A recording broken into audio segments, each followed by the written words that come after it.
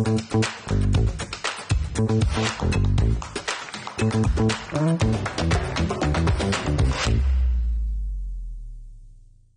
oi, boa noite, mais um Vista começando aqui.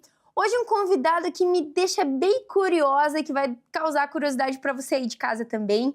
Andrigue, muito boa noite, obrigada pelo teu tempo aqui conosco. Ele está aqui na parte de direção geral, hospitalar, do Hospital São Brás, ele vai explicar para a gente exatamente o que ele faz, mas é o famoso trabalhar com a saúde no ramo hospitalar e eu confesso que eu admiro muito quem está nesse meio. E eu quero saber, como é estar na gestão hospitalar há tanto tempo? Veja, primeiro, boa tarde, Sabrina.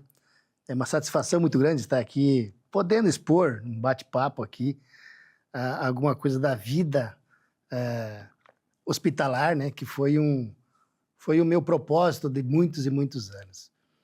Para ter uma ideia, eu me chamo Claudemir Andrigue, todo mundo me conhece por Andrigue. Para ter uma ideia, eu sou da região de Chapecó, eu sou formado no curso médio, no curso médio, né, formação média de técnico em agropecuária. E atuei como técnico em agropecuária. Olha só! Atuei por muitos anos. E, de repente, eu me deparei com um vestibular, né, em São Paulo de administração hospitalar. Lá em 1994, né, 94, 95. E era uma profissão bastante oculta assim, no mercado brasileiro, né? Geralmente, quem administrava hospitais na época eram pessoas leigas no ramo, ou algum candidato a vereador que perdeu a eleição e o prefeito colocava como diretor do hospital. Enfim, era assim que era feita a gestão hospitalar, na sua maioria no Brasil.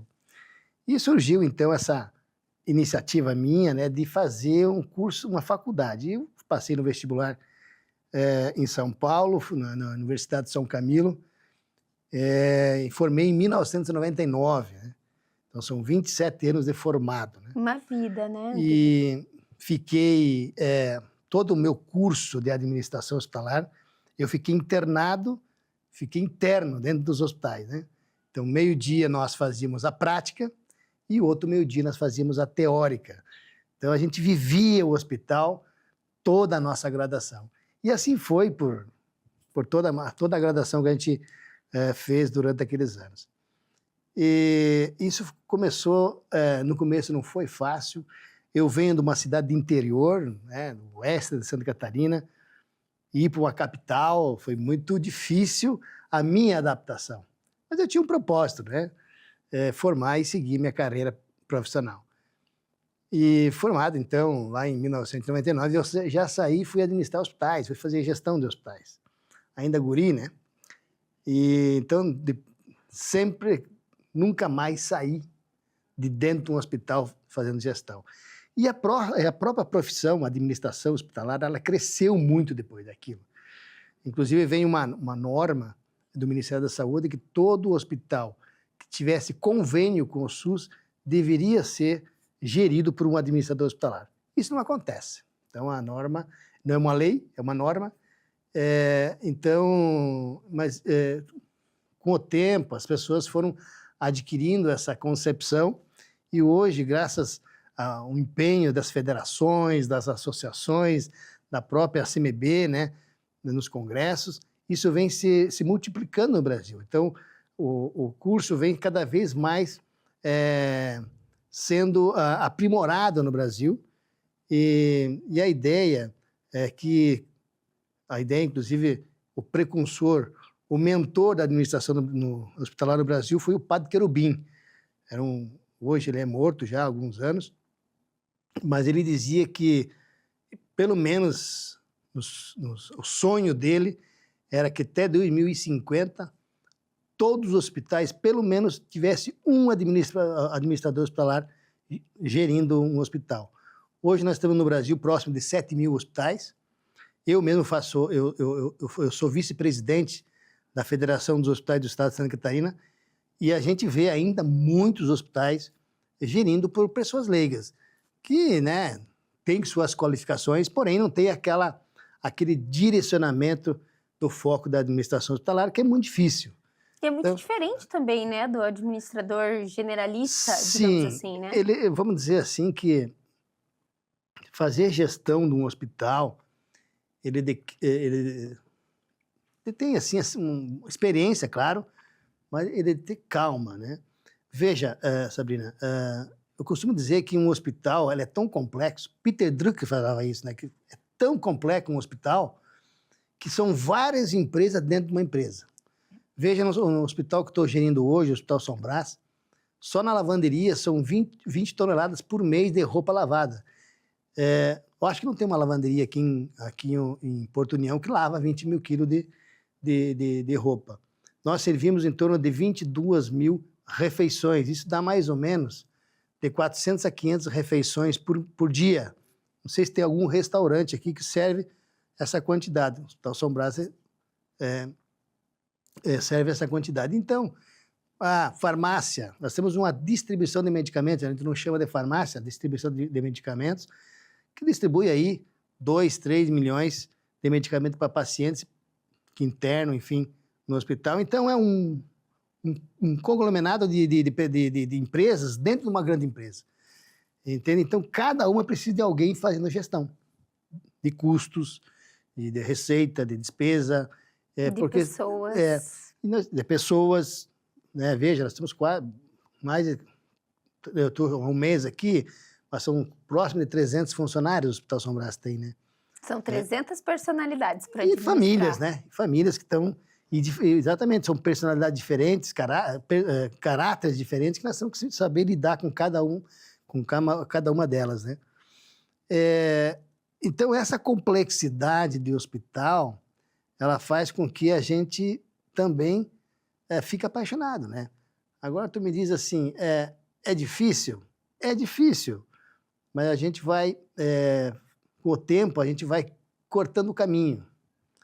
Cortando o caminho, às vezes você centraliza, daqui a pouco você descentraliza, e assim a gente continua fazendo gestão hospitalar no nosso caminho pela vida, né? Muito bom, gente. Aqui já foi uma aula, né? Quem sabe você aí que é administrador e gosta da área hospitalar, verticalize a tua profissão, ou descubra aqui no Vista Fina uma nova profissão também, né? Esse foi o primeiro bloco, a gente já volta para o segundo. Te espero aqui.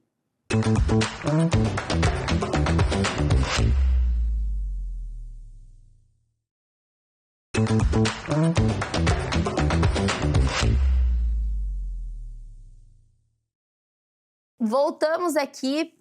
Andrigue, eu tenho uma curiosidade. 27 anos nessa profissão, né, dedicados aí para o mundo hospitalar.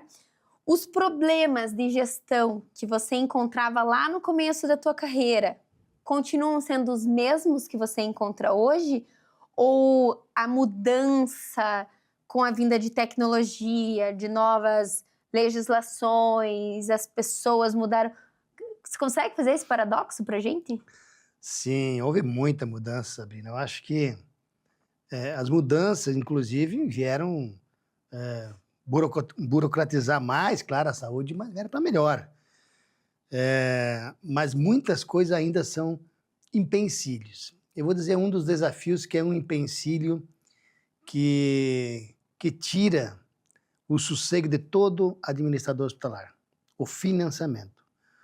O financiamento da saúde, ele é muito discutido em todos esses anos. Para ter uma ideia, a tabela do Sistema Único de Saúde, do SUS, ele faz mais de 20 anos que não é reajustado.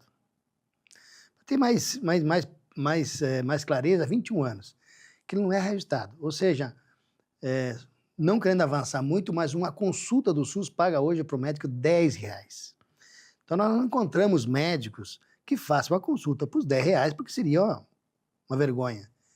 A gente não consegue comer um pão de queijo com café por R$10. Exatamente. Então, isso é só um exemplo, né?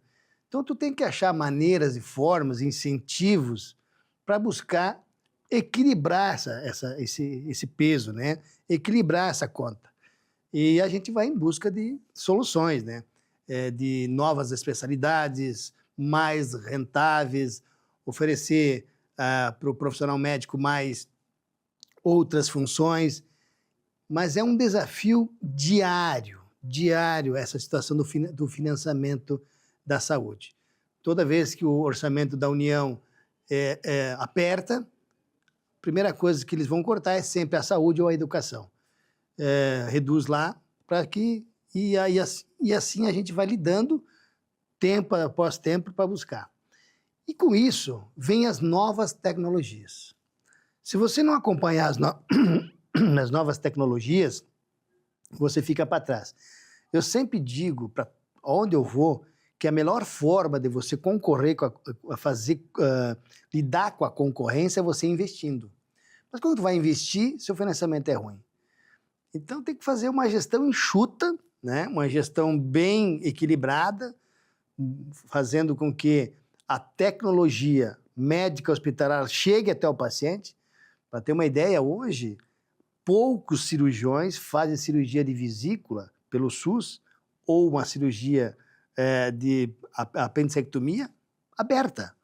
Todo mundo usa laser, usa por vídeo, né? Por quê? É mais caro? É mais caro, mas em vez de ficar 5, 6 dias internado, esse paciente, porque ele abre na cirurgia tradicional, num dia para o outro ele vai para casa. Eu já consigo colocar outro paciente, rodar o hospital. E o risco também, pós-operatório? Hoje, para ter uma ideia, uma infecção hospitalar, ela quase que mais que triplica o custo do paciente. Então, não é vantajoso para um hospital ter uma infecção no paciente. Isso é um custo indireto, mas que custa muito caro. Então, esses desafios da tecnologia que vem no mercado a toda hora, novos equipamentos, novos protocolos, tem que estar sempre em evidência junto com a direção do hospital. Tem que estar sempre ligado e, de certa forma, atualizado com os protocolos novos. Os protocolos hospitalares de procedimentos ou de atendimentos, eles não são estáticos, né? Você pode ir mudando conforme vai a desenvoltura do seu hospital. Eu venho de um hospital, eu estava agora em Concórdia, um hospital que tem nível ONA, inclusive, nós conseguimos no ano passado, em estrutura física, ele é o maior hospital do estado de Santa Catarina, em atendimento é entre os 5 maiores do estado. Para nós buscarmos a excelência, não é só apenas você implantar os protocolos. Você tem que ter evidência que os protocolos estão dando certo. E isso é o que a gente vai trazer para a Porto União. Evidências. Protocolos a gente faz por escrito, mas tem que praticá-los. Então, esses desafios de estar sempre buscando novas tecnologias com um subfinanciamento muito reduzido, talvez seja o calo do calcanhar daqueles de todo administrador hospitalar, né? E sempre buscar a agilidade no atendimento. Isso é um desafio que muitos administradores, às vezes, desistem da profissão. A agilidade no atendimento hospitalar. Porque a agilidade não depende só do médico, depende de toda a cadeia. Equipe, né? Como um todo, né? Obviamente que o primeiro que atende é o médico, o enfermeiro, o médico, mas precisa de uma cadeia que trabalha de forma concisa, né? E essa estrutura ela tem que trabalhar muito em sinergia, né? Exatamente. Um exame, aferir uma pressão, o diagnóstico preliminar, o atendimento na recepção. Então, às vezes, nós, como pacientes, a gente até coloca a culpa só no médico, né? O médico está demorando. Mas é toda a estrutura para que ele possa atender mais rápido, mais ágil. Então, é uma cadeia de atendimento que tem que estar em perfeita sintonia, né? Sim. Então, imagina só. Foi bem colocada a situação, acho que a cadeia é importante.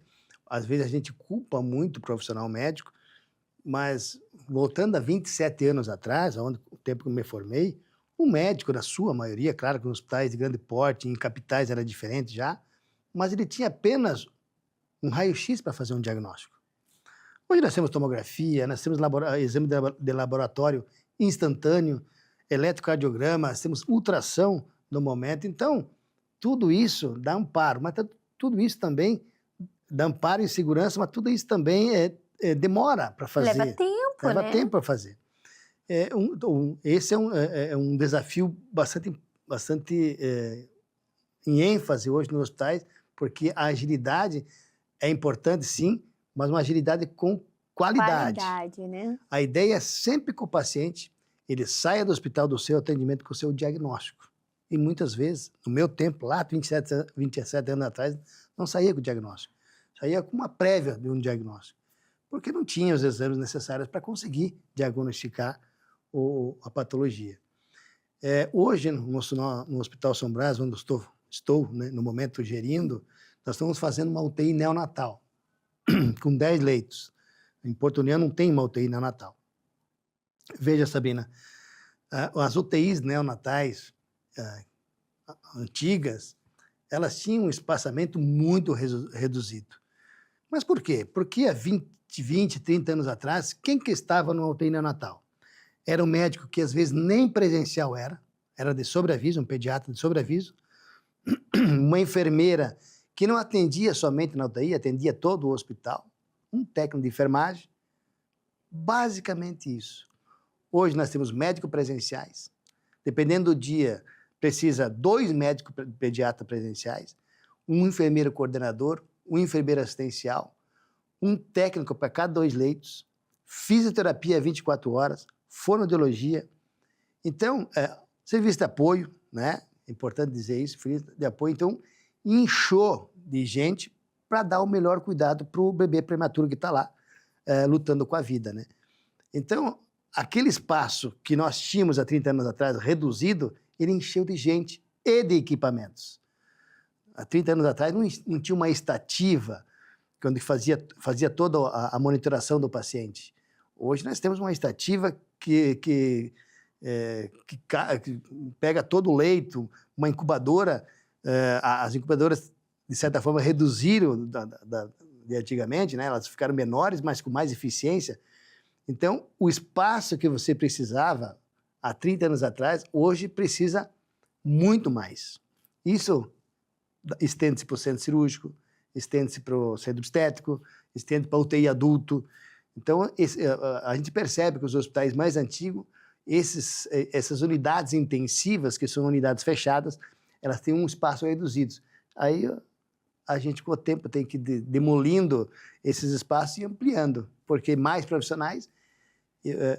Hoje pela manhã eu estava ouvindo uma rádio, no início dos anos 80, o índice de mortalidade infantil beirava os 30%, os 25%. Ou seja, a cada 100 crianças que nasciam, 25 morriam. Nós estamos hoje em 7%. Ou seja, a cada 100 crianças que nascem, 7 prematuros, né? 7. Então, olha o quanto caiu. E a ideia... É zerar, né? É zerar. Eu acho que zerar a gente não vai conseguir, mas pelo menos baixar de 5, que é porque a prematuridade, às vezes, não te dá essa... Mas hoje nós estamos recuperando crianças que nascem aí com 600 gramas, né? Que era impossível alguns anos atrás. Tem casos, assim, fantásticos, assim, fantásticos.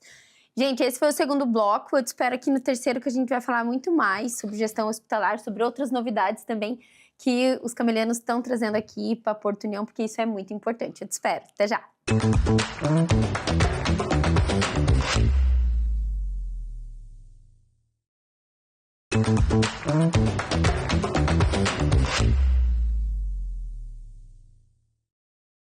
Voltamos para o nosso terceiro bloco. Andriga, a gente aprendeu muito contigo no segundo bloco, né? O UTI neonatal que vem aqui para a região com certeza vai reforçar em demasia a saúde dos nossos pequenininhos. E até aqui no intervalo a gente estava comentando que a priorização da vida das crianças, ela vem tomando outras proporções, porque se no passado a gente tinha famílias com muitos filhos, hoje 1 filho, no máximo 2 filhos. Então, a nossa preocupação como pais é muito diferente, né? Porque perder um filho, esse espaço não vai ser, talvez, preenchido tão logo, enfim. Então, esse projeto do São Brás, com certeza, vai acalentar, né, nós pais aí que eventualmente precisamos, né, de um serviço como esse, um serviço de excelência. Mas, Andriga, eu quero saber aqui, tem mais ampliação vindo para o São Brás? A questão oncológica também, aqui me veio agora a questão de muitos pacientes que ainda saem aqui da região para buscar tratamento em Curitiba, Campo Largo, como ali está em Santa Catarina, muito para Mafra, Joinville. Esse contexto tende a diminuir essas viagens, essas idas com novas especialidades ali dentro do hospital? Como que está isso? Sabrina, eu acredito que sim. Hoje, o Planalto Norte do Santa Catarina, existe um vazio assistencial muito grande na área hospitalar. Para ter uma ideia, a nossa referência maior é Mafra, né? Que fica a 140, 150 quilômetros daqui. Então, o Hospital São Brás, uma da São Camilo, enfim, uma das projeções foi, sim, preencher esse vazio assistencial na área de UTI NEO. Porque qualquer gestante com 5 meses ou 35 semanas, 34 semanas, ou até 36 semanas, que vem com a situação de prematuridade, não tem tempo, às vezes, de se deslocar toda essa distância para conseguir salvar seu bebê. E o desgaste emocional para a família também, né? Desgaste emocional, e o tempo é o segredo de tudo, o tempo que você atua na gestante. Então, um dos vazios assistenciais, que é o UTI neonatal, estamos buscando até o primeiro semestre aí de 2026, acreditamos que esteja pronta uma UTI totalmente moderna, muito bem pensada, com uma ampliação muito grande, né? Tem muito espaço para você se locomover lá dentro. Isso limita qualquer tipo de infecção, com divisórias, situações de privação, né? De ser privativo. Cada mãe pode ficar com o seu bebê, se quiser. Importante. Se você quiser ficar com o bebê 24 horas, você pode. Obviamente que ninguém vai ter essa condição, porque está dentro de uma incubadora o bebê. Mas, assim, com a humanização muito exigido hoje pelo próprio CRM, pelo próprio Ministério da Saúde, a humanização de você poder amamentar seu bebê, mesmo prematuro, esse afeto da mãe. Então, isso tem espaço, isso a gente vai proporcionar. Mas estamos pensando já em muito mais ampliação. Vai iniciar agora, na próxima semana, mais uma torre de 5 andares, onde será mudado todo o centro cirúrgico do Hospital São Brás, vai para uma ala nova. O centro cirúrgico, central de material esterilizado, refeitório, centro obstétrico, enfim, são serviços antigos que vem sendo que está atuando até o momento, que vai para uma ala nova, porque um hospital, nós não conseguimos parar um serviço até construir outro, nós temos que trabalhar com o caminhão andando. Simultâneo, então, né? Simultâneo. Então, nós vamos fazer um novo serviço de centro cirúrgico, central de material, centro obstétrico, um serviço de refeitório para os colaboradores e pacientes, e outro serviço mais. Uma ala só de consultórios médicos, né? Então, para quê? Para cada vez mais deixar o paciente mais próximo do seu serviço, para não precisar se deslocar para outras referências longe, com desgaste e tudo mais. E o foco, que é o foco principal do Hospital São Brás, sempre foi a oncologia. Então, nós não podemos perder esse foco. Então, nós já estamos fazendo estudos, projetos, inclusive já está aprovado o projeto para futuramente trazer para cá uma radioterapia. Hoje nós temos a quimioterapia e nós buscamos hoje a radioterapia, que é para atender todo o Planalto Norte e o sul do estado do Paraná, porque somos cidades de fronteira, também podemos ter essa... Isso é importante, né, Andrigue, mencionar que esse pedacinho aqui do Paraná também é absorvido por vocês, né? Exatamente. E quem tem dor, tem pressa, né? Então, a agilidade de você ser atendido na própria cidade, do lado perto da família, falando em oncologia, uma doença que desgasta não só o paciente, mas toda a família fica desgastada. Todo mundo vive junto. Se você conseguir deixar todas essas pessoas próximas, com certeza a recuperação desse paciente vai ser muito mais rápida. A autoestima dele também aumenta. Então, esse é sempre o nosso foco, deixar a saúde próximo do paciente, para que a gente não precise. Claro que em alguns momentos vamos ter que, dependendo da patologia, vão ter que buscar outras referências, por exemplo, cirurgia cardíaca. Cirurgia cardíaca precisa de uma geografia de espaço, uma região geográfica muito grande para você viabilizar o serviço. Então, obviamente que são serviços que com os anos vão passando, a população vai aumentando, isso pode ser pensado. Mas não é nesse momento. Nesse momento nós temos que atender aquilo que nós estamos focados, né? Oncologia, ortopedia, enfim, pediatria. Também vamos fazer, estamos em início de obra, isso vai ser para 2027, uma nova UTI adulto geral, nos moldes da UTI neonatal, mas com espaço maior, para justamente dar suporte para todas essas especialidades, né? A oncologia ela precisa de muito leite de UTI adulto. Então, hoje nós temos 10 leitos de UTI adulto. A ideia é nós aumentarmos os leitos de UTI adulto. Então, com isso, a gente precisa de mais espaço e mais construção, mais obras e tudo mais. Então, a própria arquitetura hospitalar mudou de muitos anos para cá. A gente diz assim, mas o paciente, os corredores, se você perceber nos hospitais mais antigos, os corredores eram de 1,5 metro. Uhum. Hoje não, hoje os corredores são de 3 metros, 2,80, 3 metros. Por quê? Para passar 2 macas, para tem mais gente circulando. Então, toda a arquitetura também sofreu uma modernização, a arquitetura hospitalar. E nós temos que acompanhar. Esse é o nosso negócio, nós temos que investir no próprio negócio, né? Perfeito, perfeito. Andrigui, muito obrigada, gostei bastante de conhecer mais a tua história. Ficar sabendo dessas novidades que o Hospital São Brás traz aqui para a região já é referência aqui para todos nós. E é isso que a gente espera, né? Sempre uma proximidade de acesso. E quando a população tem acesso a uma saúde de qualidade, a gente também aprende que a prevenção nos ajuda nisso, mas a gente sabe que se precisar tem um bom suporte do lado de casa aqui. Então, parabéns pelo trabalho que você faz no hospital, parabéns para todos os camilianos que são tão ativos aqui na região, tão atuantes e preocupados com a saúde. Obrigada mesmo. Obrigado, Sabina. Obrigado aqui aos ouvintes. Gente, esse foi o Vista Fina de hoje, um papo bem inteligente, bem interessante, falando sobre a administração hospitalar de um hospital que é nosso, que é daqui e que faz por todos nós. Eu espero que você fique bem e eu te espero na próxima. Até mais. Tchau, tchau.